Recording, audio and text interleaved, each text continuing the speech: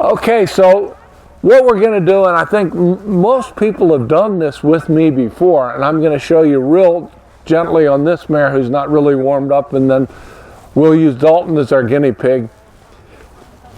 If you noticed, a lot of the horses today, when we asked them to go into the poles and turn back, they just sort of floundered around. And what they really need to do is to learn to move their shoulders more. So that, and this mare is pretty green on this, but if you take a hold of her, you know, she'll move her shoulders around. Where a lot of them would make a U-turn, or your mare, which is just inevitable, would get real stiff. So what I'll do is use the fence to help me, and we'll do some rollbacks. You make a circle, you know, about as big as what I'm going to do at a trot. It can be done at a walk, but there's not enough motion in a walk to really get you what you need. And a lope can be a little bit more challenging than what you need. But when I go around, I'll pick a spot, like right here, and come back. So you make a V with the fence.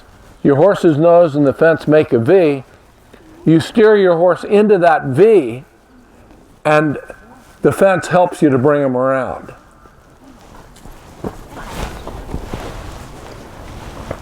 So you can see that she reacts, just even at a walk, when I put my leg into her. She hurries up her front end and locks her back in. And you see where she's thinking she's going to do that? She's thinking ahead. So my rule is always make at least 2 loops before you turn. Because horses seem to be really good at counting to 1, but not as good at counting to 2. And if your horse is out of shape, like if she came into it like this, I'd just go on by. You won't get scolded from me if you make an extra circle to set yourself up better. But then when you're ready, you just get in there and you build yourself that little V, and you turn into it. She's one of the handier draft horses around.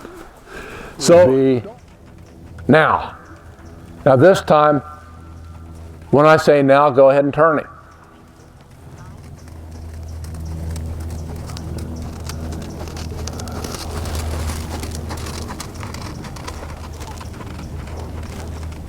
Now,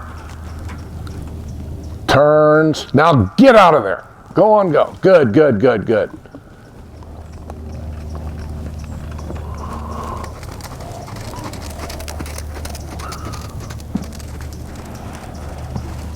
So you see that little drift he has to the outside on your circle, how he's drifting a little bit like away from the circle? Pick up your left rein just a little. Feel him come around? Yeah. Like I'm going to tell you when to pick up that left rein. Right about now. Okay, now we're going to turn this time. Now. And he just went on a little bit, and it's hard for me to say now and you to react all in the same instant. You got a picture every second time, just turning back. But just get him making a little bit of an effort.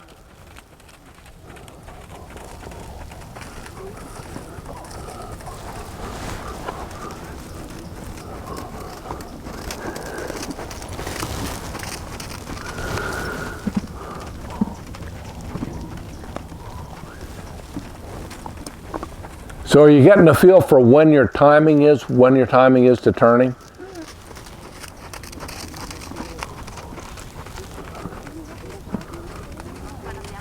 Good, that was better. Go on, get. There, that's the second part of the day. Doesn't compare with Teresa Adamas's, but it was audible.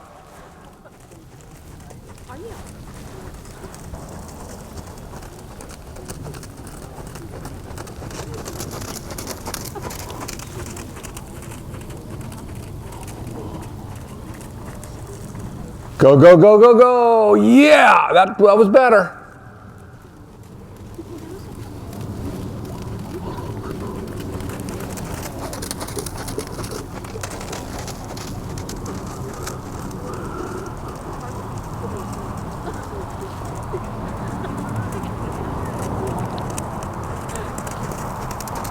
So get him in position this time and come on back. Good, that was perfect.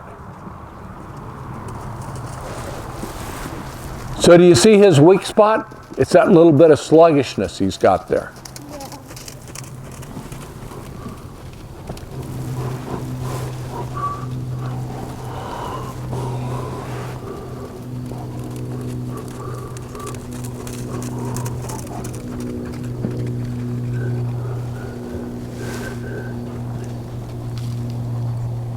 Better turn, or better stop. Still, he doesn't really know how to turn yet, but he should be, hopefully we'll start to pick up his shoulders and move him over a bit. See, he's thinking about it. You can use that to your advantage. If you let him take over, it will hurt you, but if you just use that knowledge of what's to come, it'll help you get through this.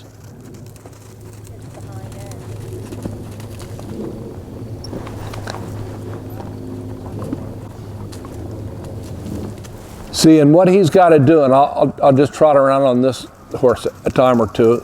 So, do you see the problem? You can't train a horse that isn't trying. And that's the reason why this horse is making relatively little progress in learning this simple maneuver. He just isn't there making a big effort. What do you do about that? Well, you could look for the root cause and maybe go down some rabbit holes you shouldn't. Is he sore? No. Is he too green? They're never too green to try if it's something they can achieve. Is he being resistant? Maybe a little, but only because he has to learn to step up and make that effort. And then you come to the last in your differential diagnosis, and that is he just failing to try? Is he, as I said earlier, just a bit sluggish? So what you need to do is break through that sluggishness. So hang around here for a moment and I'll give you a little bit more detail on that and a demonstration. Just sort of stand down there for a second. She may jump in the air. She hadn't trotted yet today. But there's two different concepts at work. One is the degree of difficulty. This is not hard. It's a low degree of difficulty. So the second is the level of effort. Do they try hard to do the easy maneuver? And when it's this easy, there's not a whole lot of excuse for not making an effort, except a lack of responsiveness. Now, there's an epidemic of lack of responsiveness, and that's not something to be surprised at. But if you watch this mare, she has very little physical ability, but she will try. In fact, if anything, I've had trouble with this mare. She tries too hard, and it's hard for me to hate her for that. So this time I'll probably turn her.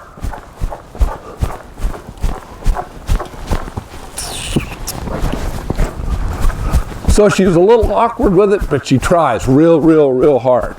And that's what's going to be missing in a lot of horses today. And that's kind of what's missing with Roman, is that level of effort. And I haven't been mean to her to get her to do that, but I have been demanding. And when I started her, she was just like him, just kind of casual. And I just took a little dressage whip and tickled her hip when we left, until she started thinking, well, it might be a good thing to get out of here. So I get her in that little V.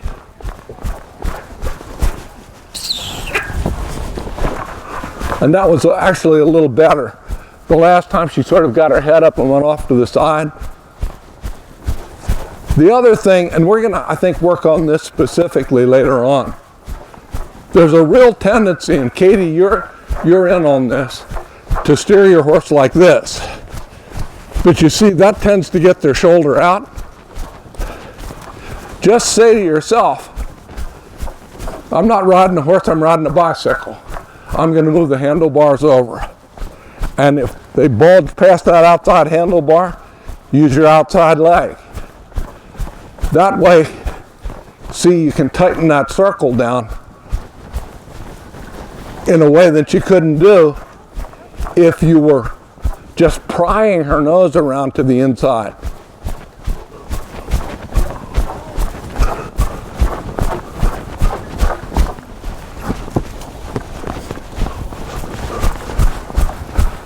So that's kind of what we're going to see, and I'm picking on you because you were the first to go. But including Slim, what I was seeing was a lack of effort by the horse. And it's sort of up to you guys to inspire them a little, not by being ugly with them, but by being demanding if need be. You know, now you may have a horse like this horse here, the red horse, he might just get a little lost. You don't push the horse if they're lost, but if they're kind of in don't give a shit territory, you have to get them a new zip code out of there. Okay? So let's see if this one cares anymore. Because you do a good job getting them relaxed, but you let them stay a little casual, Ashlyn. So here's a little different story. This young lady in the upcoming clip owns both horses. The horse she is currently riding is further along in her process. She does a very good job. She also has a gift for keeping horses quiet, keeping them relaxed. But sometimes the price of that is they become casual. And she's been working with this bigger horse to see if he can break through and make that effort. And what we're about to see is the difference between the same type of horse when they make an effort and when they don't. I know, and you pleaded guilty, and I'm just picking on you.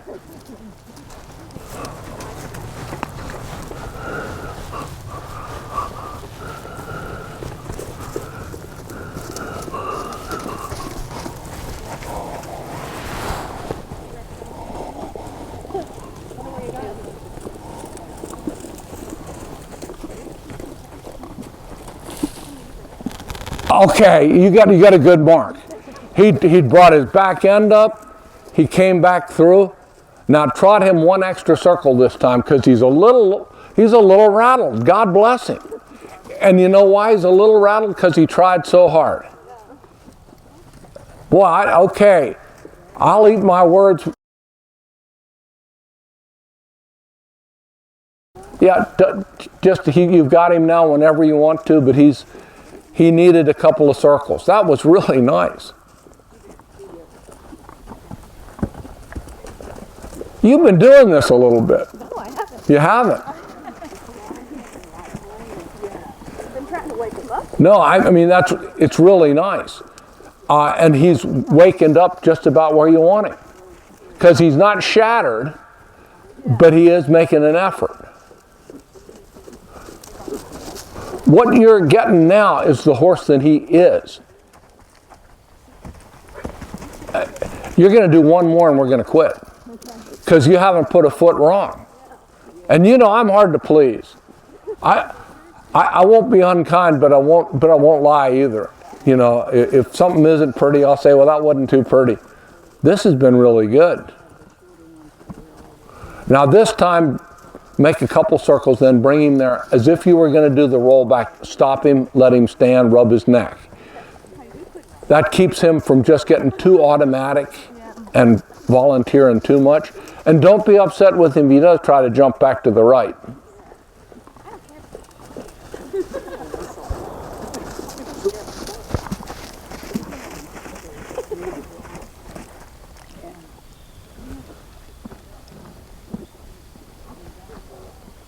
The thing I like is he's standing there, he's sticking his tongue out. He's not nerved up. You hear a lot about lick and chew. Here's the real truth about that. When you see them do that, it's not just that they're relaxed, because they don't stand around in the pasture licking and chewing. It means you've just had them up a little and they're coming back down. It's what they do when they're starting to relax, not just when they're just out chewing gum, you know. All right. Get a good mark on that one. So I'm sure you see the difference. And I think if we come back to next year's clinic, we'll probably find the roan horse who went first trying a lot harder. He won't be a different horse. He may not even be that much further along in formal training, but he will be making an effort. I trust his owner and trainer to make that happen. Hopefully you can see the difference, and we'll consider these things with your own horses.